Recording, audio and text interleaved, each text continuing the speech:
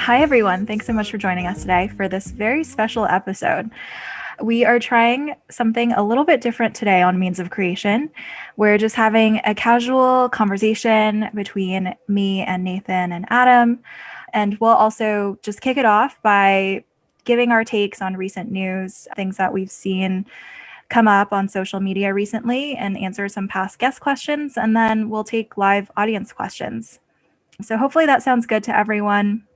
I think this is a pretty common format. I think Ben Thompson and his co-host on his podcast basically do this for every single podcast episode. And I really like the vibe.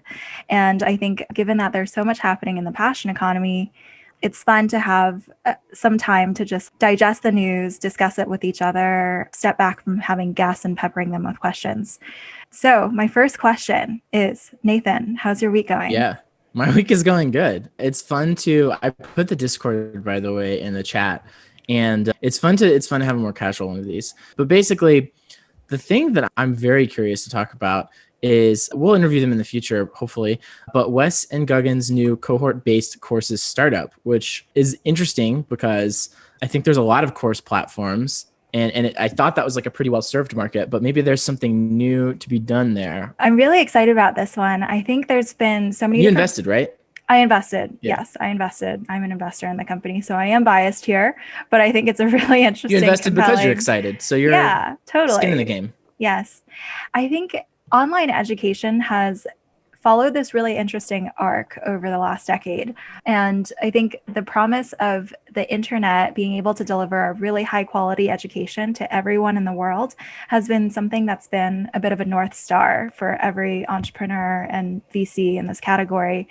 And obviously, we've seen numerous iterations of what online education can potentially look like. I think some of the biggest past paradigms in online education were, of course, MOOCs, the massively open online courses, which was basically just putting a bunch of videos on the internet. There was really not, and like some text to accompany it, maybe. Yes, basically talking heads, just transposing what had happened offline in a lecture hall to the online world and putting the content out there and expecting people to complete it. And over time, people realized that these were not very engaging. It's not interactive. And so the completion rates end up being very low in the single digit range. And so even though you have so much content out there, very little of it was actually consumed and absorbed by the students. And then I think we also had a lot of marketplaces where they were open platforms where anyone who was an expert could create recorded course and offer it for sale online. So for instance, Creative Live, Skillshare, Udemy was actually one of these platforms that Gagan previously co-founded. And I think these were interesting because it basically taps into the core idea of the passion economy, which is that there's so many different pockets of expertise and knowledge and skill around the world. Much of it is trapped in people's heads. The value of it is not unlocked, both in terms of just sharing that knowledge as well as being able to monetize it. And so these platforms offered basically a two-sided marketplace for people to be able to discover content, share content that they were passionate about, and monetize that. So the first was MOOCs, which are like free, and the second was like marketplaces where individual creators are making basically a MOOC, but you have to pay to get access to it. Am I picking up what you're putting down? Yeah, and I would say the second model is a little bit more creator-led, right, where you're engaged in a certain class partially because of who that person is and your affinity to them. Pinnacle and MOOCs are like university-ish. We're going to put a college course online vibes, whereas the sort of creator platforms like Skillshare, Udemy were a little bit more learn to code or something like that.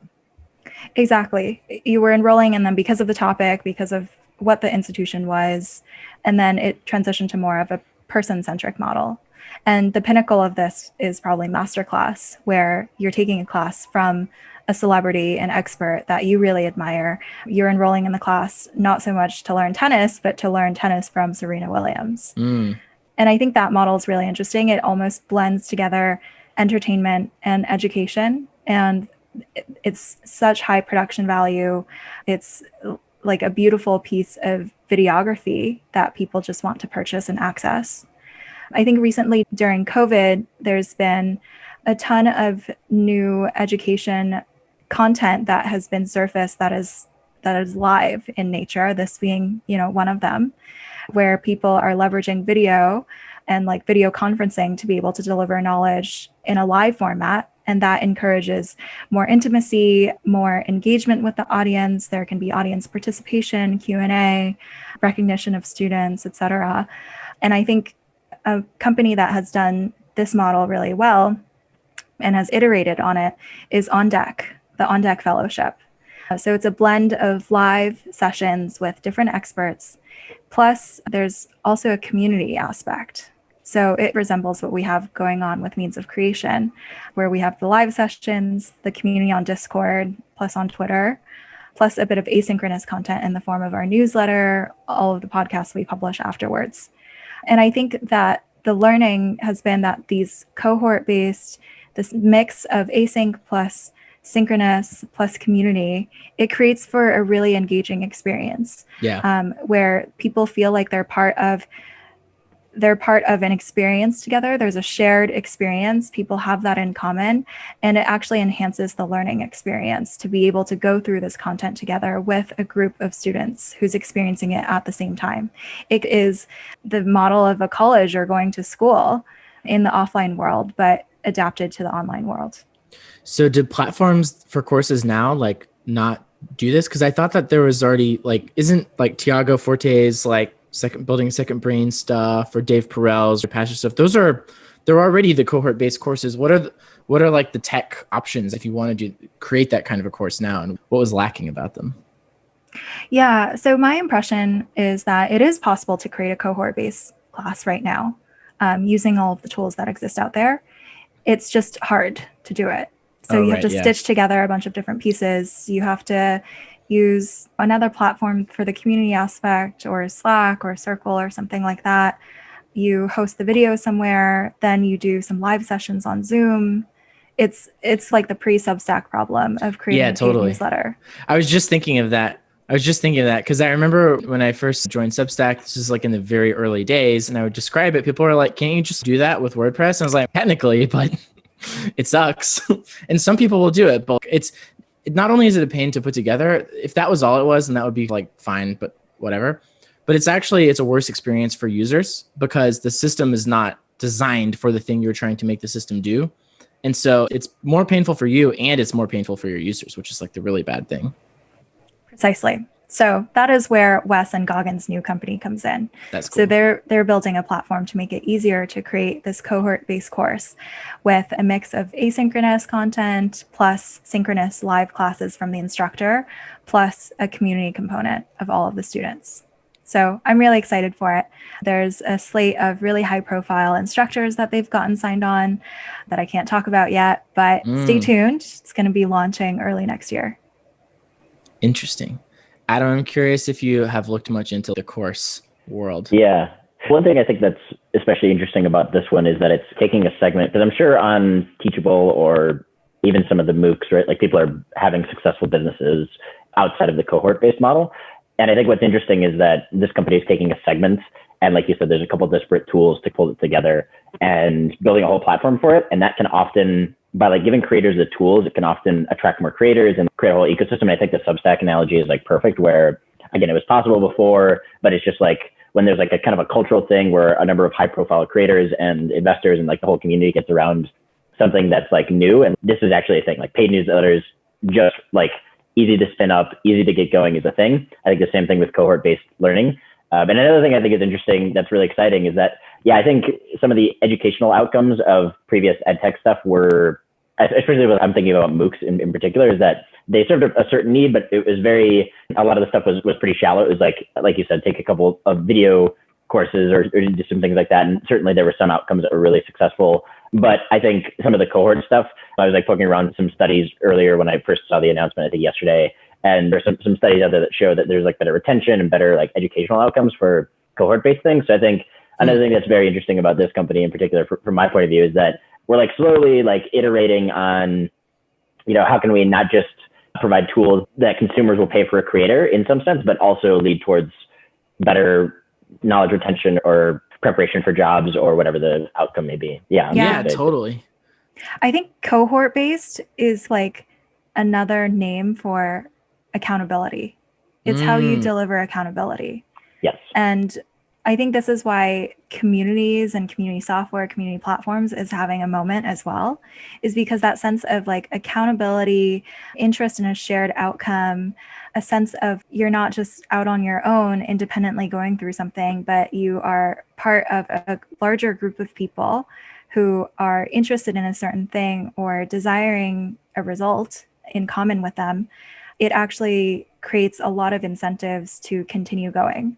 So I think this is why creators love to have like digital fan clubs, or there's like an emphasis now on Facebook in getting every new user to join a meaningful group, a meaningful community. That's like something that Mark Zuckerberg has talked about a lot, is not just like experiencing Facebook as an individual browsing through your newsfeed, but joining some of the groups on Facebook that become a core part of your Facebook experience. That has shown to improve stickiness on the platform and make people a lot more engaged and retained. So I think the community, like humans are naturally very social, and community functions as a source of accountability, delivers a sense of belonging. And yeah, it, I think in the education context, helps a lot. Yeah, totally.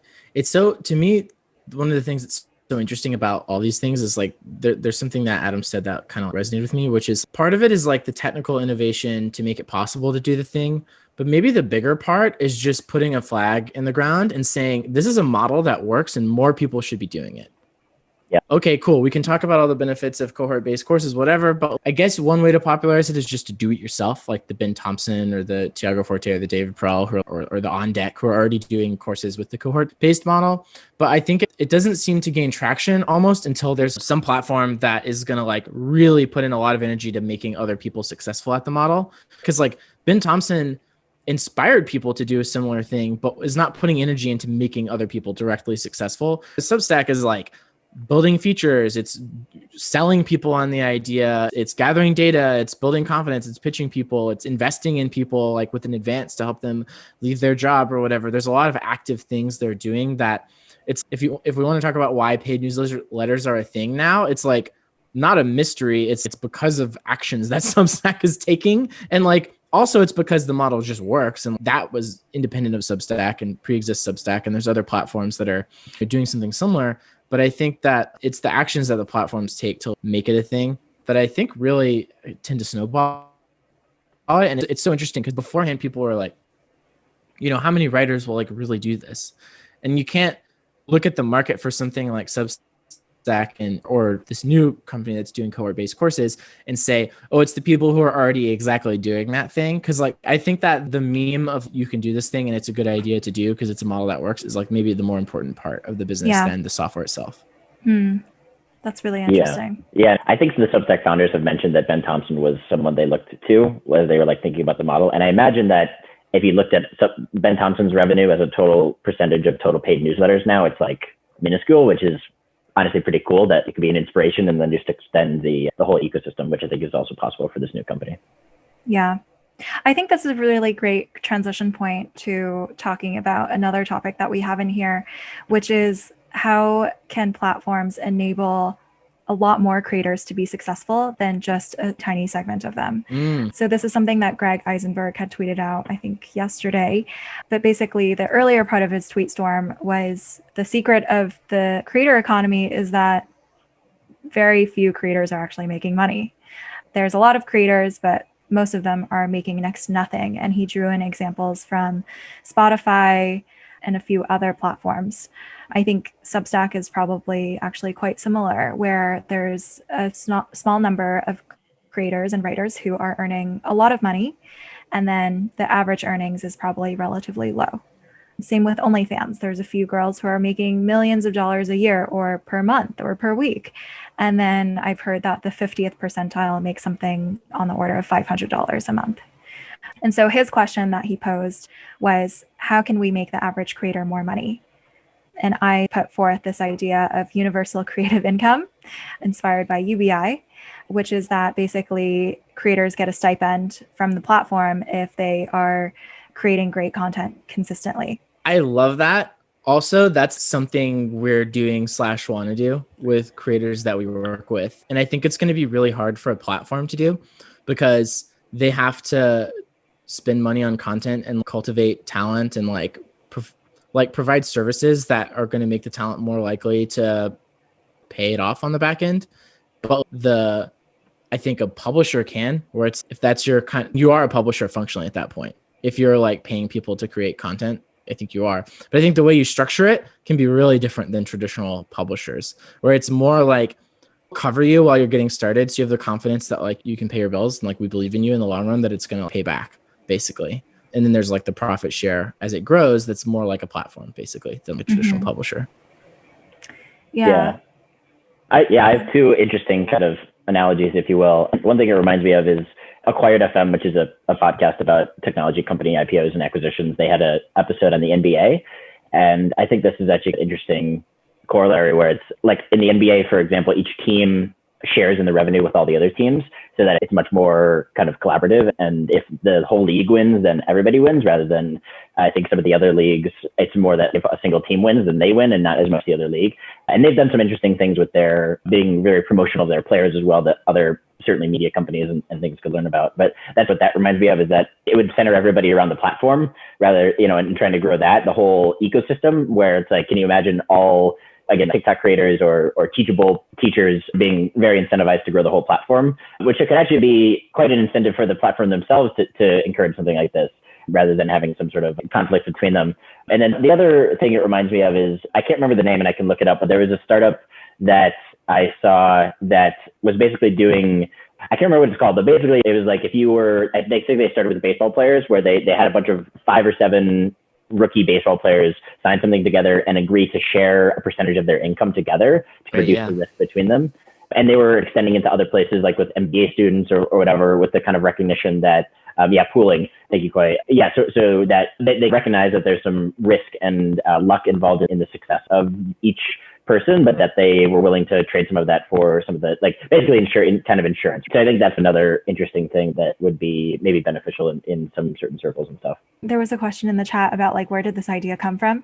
I think there's a few things that are reminiscent of this idea. One is the TikTok Creator Fund, which I mentioned in my tweet. And I was having a conversation with Hank Green about the TikTok Creator Fund. And we talked about how it's like a form of socialism. Like it's a very centralized economy thing to do. If you make content, you will get Y dollars. If you do X, you get Y. Versus on most other platforms that are not TikTok, that don't have a creator fund, it's much more of a free for all. Like you do X, you might not get anything. Like you create all this great content, earnings are not guaranteed at all. You have to go figure out how to monetize yourself. And I think that work and traditional employment itself is a form of a contract. If you do your job and you fulfill the requirements, then you know exactly what you're going to get in the form of a salary. You're not directly responsible for the value that's created by your inputs. You just, as long as you deliver the input you agreed to deliver, then you get the money and it's predictable. Exactly. And I've often talked about a lot of social platforms as unpaid internships for creators.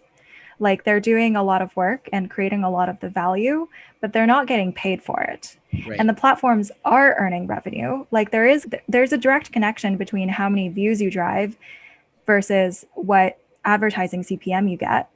And so if you are a creator, like you are directly, there is probably like a formula you can back into with, I drove 40,000 views, that is worth a certain dollar amount.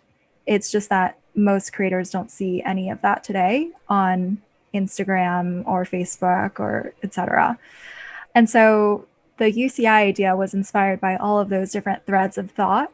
And maybe like, how can we shift into a world in which, like, in return for delivering something that's certain, you can get an amount of income that is also certain. I think most people, like, that is desirable to a lot of people in the world. It's for sure desirable as like a content creator, but as a platform, you can't offer a meaningful amount of money to all of your users. And a piece of content is worth nothing inherently. It's only worth what an audience gets from it. And so, like, how do you align the incentives? And how do you, as a platform, make sure? And it's interesting to think about. I had never really thought of it before as like, there are times and places for different levels of direct tie between results and revenue. And most of what companies do is actually create a cushion for workers to not have to be directly individually accountable for the results of their stuff. And that's why it's so hard to be an entrepreneur, is because the market is very like unforgiving. It will leave you out in the cold or whatever. And so companies are almost a form of like insurance for workers against being an entrepreneur and bearing the risk of not getting enough people to pay for your stuff. And there's an interesting like sliding scale almost. So I'm curious like what systems can make it. There's on the one hand when you're totally responsible for your results you're driving, and there's the other hand where it's like universal basic income. What's like an interesting way to be in the middle for this that makes it like you have some padding, you have some reliability, Right. You're a little bit shielded from the market, but you still are guided by the invisible hand of the market towards doing something that creates value. Totally. And I think like different jobs there's like a sliding scale of how bonus based there are. Like there's some career paths which are like you get 70+% of your compensation as a bonus at the end of the year, depending on what you delivered, versus other jobs where it's like totally guaranteed and it's just your salary and there is no bonus component. I think creators, you could toy with those different levers to determine their total compensation. But that idea of providing everyone a cushion where they know if they do some minimum amount of work, they'll get some minimum amount of earnings. And then there could be like upside if they do more or are super engaging and their content is amazing. I think that could be really interesting. And to your question about like, how does this actually get structured? And there were lots of comments on the tweet about this as well. I think this is obviously the tricky part. The devil is totally in the details. Like people could probably try to game the system, ask all their friends to view it, watch it, like it, comment on it, whatever. I think that's why TikTok's creator fund is a black box and no one really knows what goes into their earnings, because the platform probably has to tweak and decide for themselves what kind of behavior do we want to reward. And like they probably don't know coming out of the gate exactly what that is and have to tweak it over time.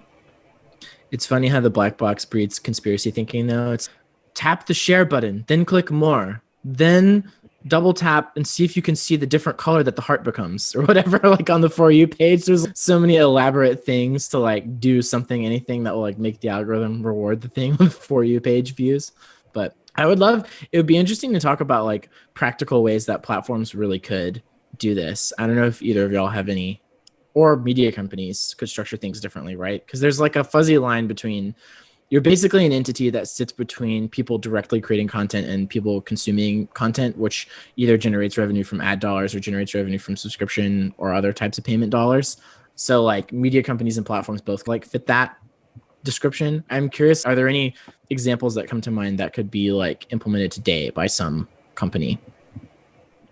The way I'm thinking about it, which doesn't really answer your question, but just highlights how tough it might be, is that there's things that are, again, more on the entrepreneurial path where it's if the high risk and high reward kind of thing, where it's like about views or likes or subscribers or whatever. There's like that end of the spectrum, which is very much interacting with the market. And then there's like the other end, which is, I think one solution you could have is have some sort of a person moderating it, right? If you like, that's, I think what a lot of workers do, is that you meet a certain quality bar in regards to your manager, and that kind of back and forth is like what you can produce or what you get paid for. But I wonder if there's a way to have that relationship somehow where it's not quite the risk of a pure open market kind of solution or algorithmic solution. That's not exactly a perfect market or anything, but it's not that, but it's also like, can some sort of computer software detect like earnest effort and like some sort of quality, that it's not a manager that has to be there because that's extremely expensive. So that's what I would maybe be trying to tackle. I don't have any great solutions, but that's how I'd be framing it.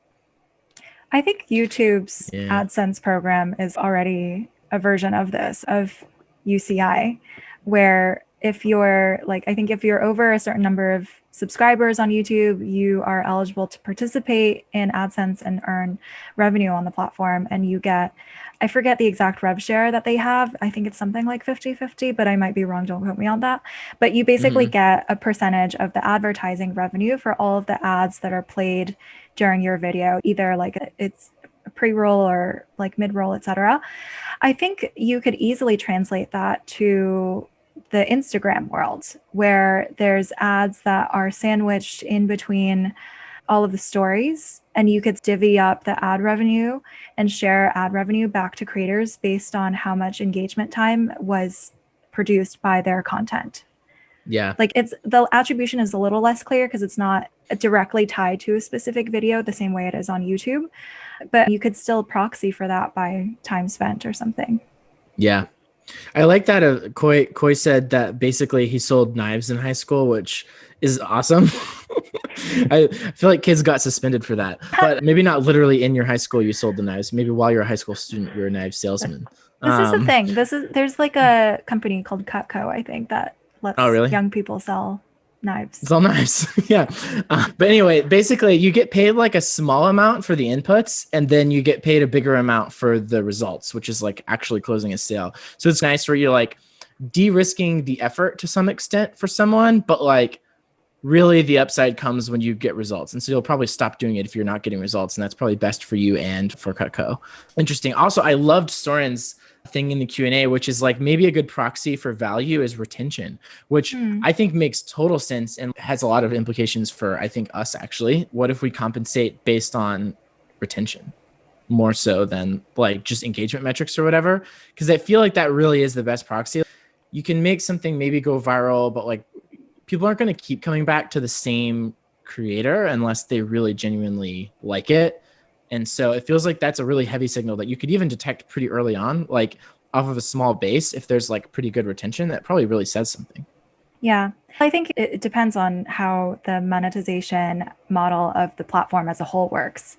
If the platform's monetization is based on number of views and like, i.e. it's advertising based, then you do want to reward super viral content that gets shared and viewed a bunch. But if it's based on subscription revenue or fan donations, fan tipping, things like that, then you probably do want to compensate for retention. Yeah. No, that makes sense. One other thing that just occurred to me is I think actually the most sophisticated existing model for this may be a really old school one, which is just when you publish a book, you write a little bit of the book and enough to convince a publisher that it's going to be a good book. And then they pay you a lump sum, which is usually doled out in one or two parts. Like you get a little bit when you sign, you get a little bit more when you turn in the book, and you get a little bit more when the book is actually like live and ready for people to buy. But that's an advance against your royalties.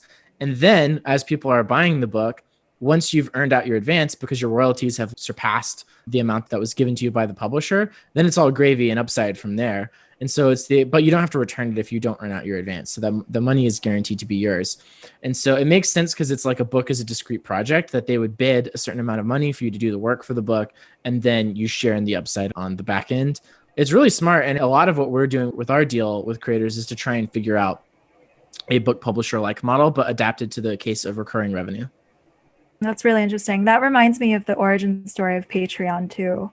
Oh, which really? is that, yeah, the origin story was that Jack Conte, who's the CEO of Patreon, he's also a musician. He plays in this band called Pomplamoose, and he basically maxed out all of his credit cards to create this one incredible YouTube video. It actually is really amazing. He like created a robot, there's like moving parts, and he spent like tens of thousands of dollars on this music video. So he bore the risk up front of creating this video. And then after it went live, he looked at the views, which were in the millions, and then looked at his AdSense revenue, which was like $200, and realized that there was a total disconnect between how much value he was giving to his fans versus how much he received as a creator. So I like that idea of giving advances, not forcing the creator to bear the entire risk of creating a great piece of content, but almost, funding them up front as like a mini company to go and do something that you know is going to pay off. Yeah. Koi's comment here is really interesting too. He says, TikTok Creator Fund pays out per engagement, per output, per day. So if you have a viral video that grows after the day you post it, you don't get paid for it. I didn't know that. I was trying to find information about how the Creator Fund works and how they pay out, and I couldn't find any information other than the super high level stuff. So if this is true, I'd be curious on your source, if you have a special source for this. But that is really interesting. And it raises all sorts of questions of if the platform is the one paying you and they also decide how viral your video goes, isn't that kind of a conflict of interest? It's reminiscent of the antitrust stuff that's going on with Amazon and how they both are a marketplace and they create their own products that they can decide how it ranks in the search results. Yeah. I also really liked Gary Tan's response to this question of how can we make the average creator more money. He mentioned that like in a world in which distribution is driven by algorithms, like a news feed or recommended videos on YouTube, the way that creators are hacking distribution is through collaborations, collaborating on content together. And that's a way that you can get a lot of views by piggybacking off of someone who does have distribution without having to rely on the algorithm slowly showing you to more people over time. And so his suggestion was like guilds or collaboration groups between creators and systematizing that in some way, which I think is akin to what you're doing with the Everything Bundle.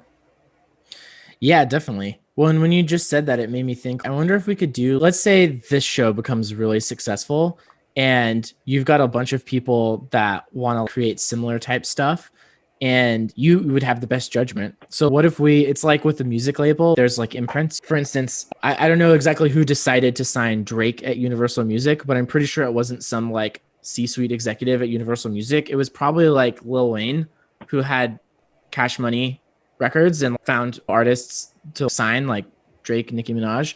And then once you become a certain level of successful, then you basically, the label is, okay, cool. Like now you've got cash to invest basically in the next generation.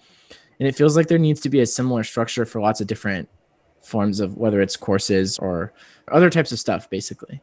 Yeah. A&R reps for content creators. Exactly. Yeah. Because I think you're hitting on a point that like creators are often a very good sense of taste. So they would be very well positioned to choose the next ones that would become big. So yeah, and it would also give them a natural incentive to do the like collaboration and cross promotion stuff where you're like, because it's like Ben Thompson's not bringing up the next generation Ben Thompson. He's just continuing to be Ben Thompson. And it's cool if he doesn't have any interest in that, but I think he would be able to, it would be nice if people like that had some like model that was like, they could identify like people who they think are doing good work that's like in their same genre and lift them up a little bit. I think that would be an efficient structure for everyone involved because Ben Thompson could benefit from having a share in the success of those people would obviously benefit from Ben Thompson's audience and mentorship and I guess imprimatur, the seal of approval. And so it seems like everyone wins. Why doesn't that happen more often? I feel like that does happen. That is what happens inside of a media organization today. That's true. Like the media organization hires someone who's fresh out of college, gives them a platform, gives them credibility, gives them a built-in audience, and builds them up and takes a bet on them as an institution. It doesn't really happen in the independent world, though. You're right. I guess like David Dobrik recruits people for his squad. And that's true. The vlog squad is like a rotating cast of characters. Yeah, it's like A-list swapping promos on OnlyFans. Yeah, the fellowship program. On Deck does this to some extent too. Although I think economically, the incentives are wrong. Basically, like On Deck is a thing you're purchasing. So their goal is to provide value so that you feel like it was worth your money. But whether you go on to do the thing successfully or not, like On Deck doesn't really have skin in the game. I think it should be structured more like an investment where you're actually putting at stake some money rather than getting some money from the creator that you're working with, if you're On Deck or if you're like the label or whatever. So you're actually putting capital at risk and reputation at risk. And then the other person, you have a big incentive to make it work for them. And you're going to be much more selective. Yeah. Rather than just getting people to pay you for like knowledge and community and stuff. On Deck does have a fund. So they invest in startups that get created out of it. Right. Yeah. But that's like different from the On Deck fellowship, right? No, it's coupled. Yeah, they're so when I was in like the first cohort of On Deck, and this wasn't a thing yet. But I was basically like, what you should do. Oh, okay. Yeah, I got set up around On Deck 4-ish, I want to say. Oh, interesting. Because my idea for them in the cohort was I was like, there's so many people here who like still have jobs because they don't want to just burn through their savings. And especially like the first cohort was like in person in San Francisco is like ridiculously expensive. So you burn through the savings real fast. And I was like, what we should do is create basically like a convertible note where you pay me like a guaranteed amount every month for 6 months.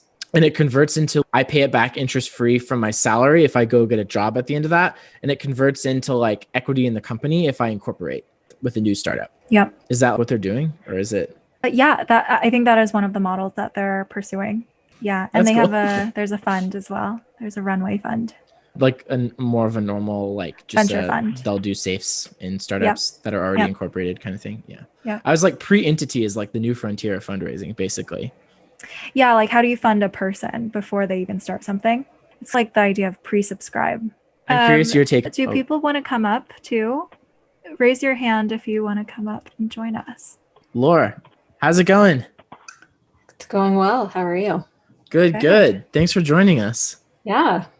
Thanks for the talk. There's so many things that are lined up with what I'm working on here that it's fun always to be joining you guys. So I had research at Marco Polo.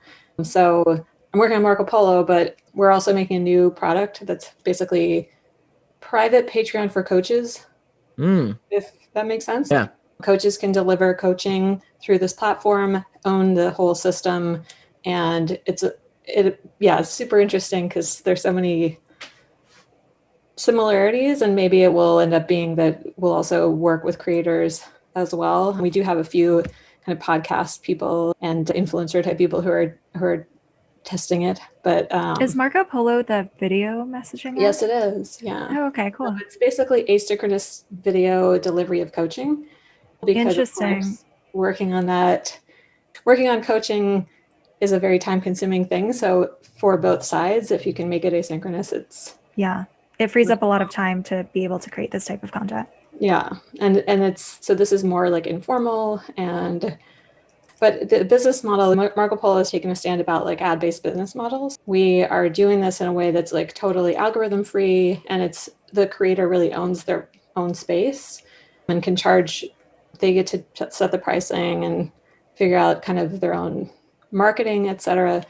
And I'll be interested to see as it grows, like how much we'll be able to do to bring them an audience versus them having to bring their own audience, because I think this is where the crux of things are like, how do I, as somebody who's interested in doing this kind of work, grow my audience? Do I need to rely on things like social media, which aren't really ideal for that? Word of mouth and this is where I wanted to mention the affiliate model that I put in there, because I think there's something about having people who are already successful take responsibility in a certain way for curating other people who might be successful and then themselves benefiting from that is pretty interesting in all of these platforms. Yeah. Totally. I do think that affiliate and referrals has been a really successful channel for creator acquisition for a lot of the bigger creator monetization platforms. Like OnlyFans had this referral program where I think you got 5% of that, the person that you referred onto OnlyFans earnings for their entire lifetime. Wow. They recently changed that to be just for the first year, I believe. But for a while, a lot of people were earning a lot just from referring people to OnlyFans. Yeah. And in the coaching space, because the price points are way higher, it's very interesting for these coaches, because if they can figure out how to coach other people how to coach, the money can be significant pretty early. Yeah, totally. I'm curious. One thing that I'm curious about, just based on the first part of this conversation, we were talking about like ways to de-risk it for people who are just getting started. Do a lot of coaches struggle to make it work, where they're in this spot where they're not making enough money to focus on it, and they're not focusing enough on it to make money? That's like the key thing that every creator has to overcome somehow. And I'm curious how that applies in coaching. Yeah, I think that it was interesting because when you talked to Joe from Stir, I was like, oh, this is interesting, because of course for a product like ours that's early on, we're way more successful with people who know how to do everything already. We don't want to have to teach them how to be a successful coach as well as how to use a new product. That said, I think this is an industry that's just getting started. Then being able to share your expertise and your passion and your perspective is something that is only going to grow and grow as far as what people want to do and think they can do and find a business model to do. I expect, it's surprising to me how there's a lot of coaches who are making money teaching other people how to do this, but there's not really, as far as I know, a Stir is a cool example of here's the kinds of things that could go into this. But how do you actually get clients to pay you is something that I think that's where I think there's a real business opportunity right now. Like, how do you match people with something that they want to do? Like, how do I get a class from somebody who really knows how to teach me how to, I don't know, meditate or do branding or whatever it is, who I can count on as good and et cetera. Like that, there's not like a real marketplace for that. Yeah, it's so interesting to me how content discovery is. I don't know if there's a single place that's like really great. I guess Reddit, it seems like curation is this thing that theoretically should be able to happen more because it's like, oh, cool. Like I just learned to trust someone or some place to provide good sort of discovery, and then I go there. But it always ends up being so narrow. It's okay, there's good content discovery within TikTok for a very specific kind of thing or whatever. Or there's good content discovery in a bookstore. But how many people are buying random books in bookstores these days that just look cool? Some, but I don't know. It's so hard to do because it's like it feels like content discovery really happens just in other content rather than in a marketplace for content, if that makes sense. Yeah, I think it's not just content, but it's also any kind of service that is more narrow than the kinds of things that you'd go to a brick and mortar store for. Yeah. But let me give other people space. Yeah. Thank you. Thanks so much for being up here. I'm going to cold call on people. Hello, can you hear me? Yeah, how's it going? Hey Nathan, hey Lee, hey Adam, thanks so much. Hello. Thanks for joining. Yeah, I think that there's kind of an interesting trend with like social media being like super frictionless and that just destroying the quality of signals. Oh, this has 10,000 likes, but is it really worth my time? Whereas you're starting to see platforms like Substack, if you have 1,000 subscribers for a paid newsletter, that to me says, oh, there are a lot of people out there who think this is worth $5. So I will engage in it as well.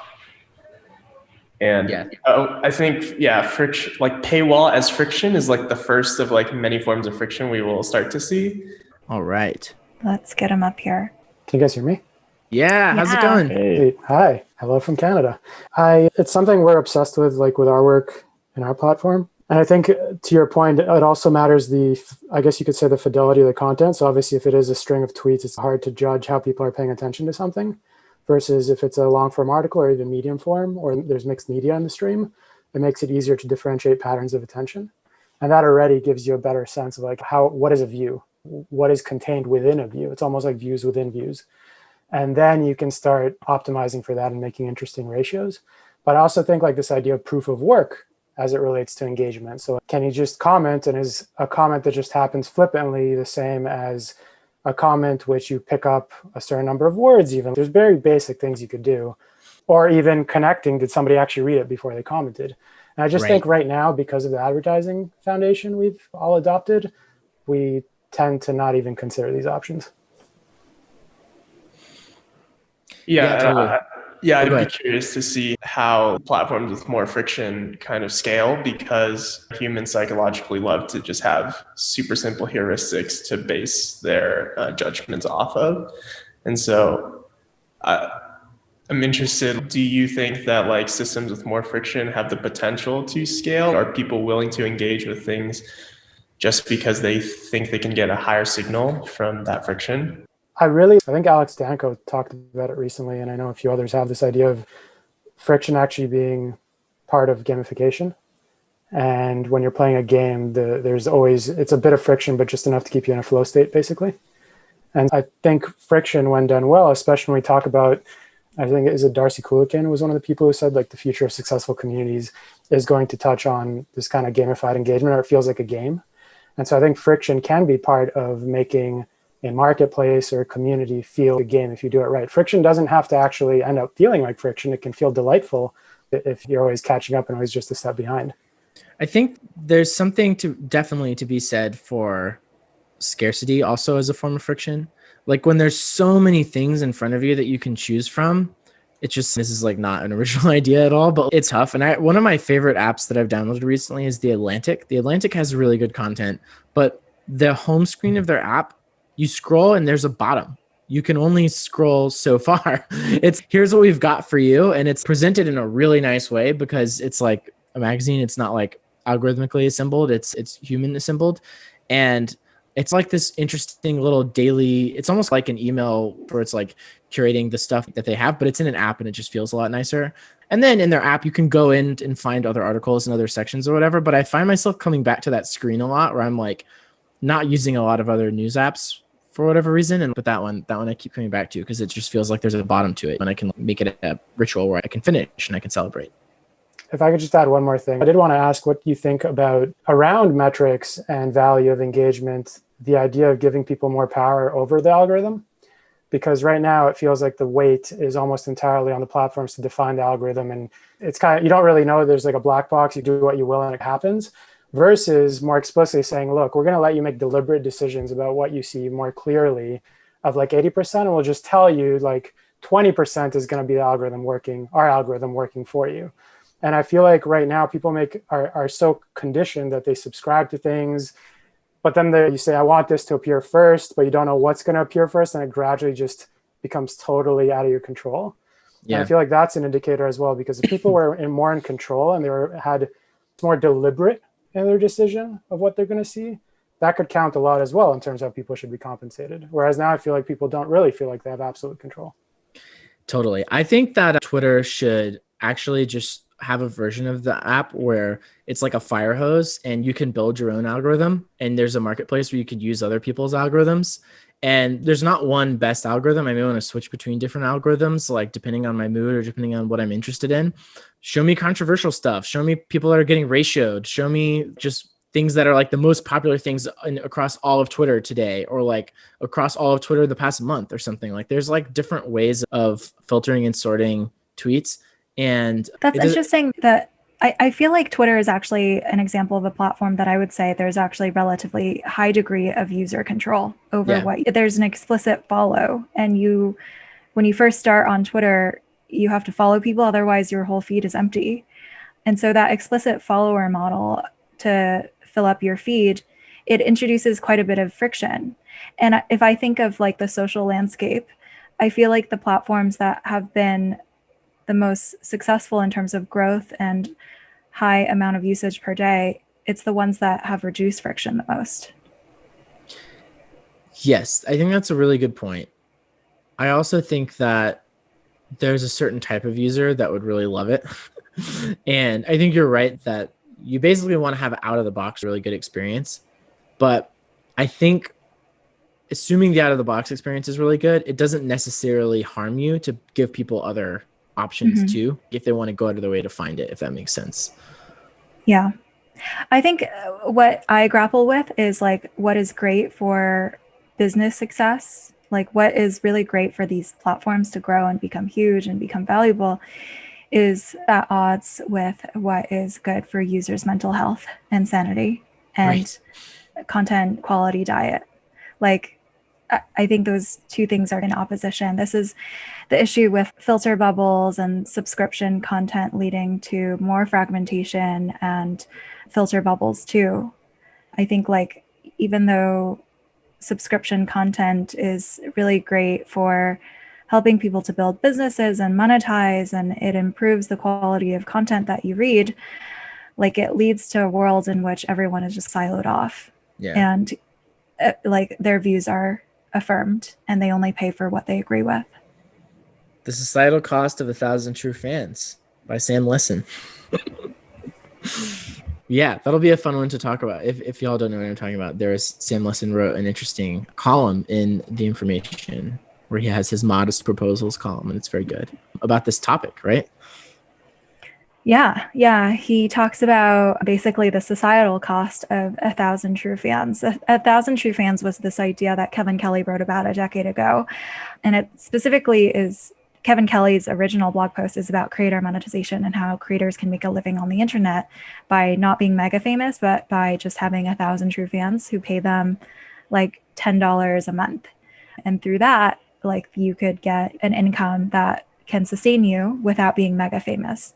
The issue Sam points out in his recent article is that this creates increasing fragmentation and tiny micro niche communities, and we don't have a common basis of conversation or like shared affinity for each other anymore as a society. So the idea I'm obsessed with when you talk about the conflict of interest between the business model and then people's mental health, the way I've been thinking about it a lot is that we had an internet that was shaped by thinking of attention for the third party benefit. So you invest your attention, the internet is a vacuum, it sucks it away for the benefit of third party.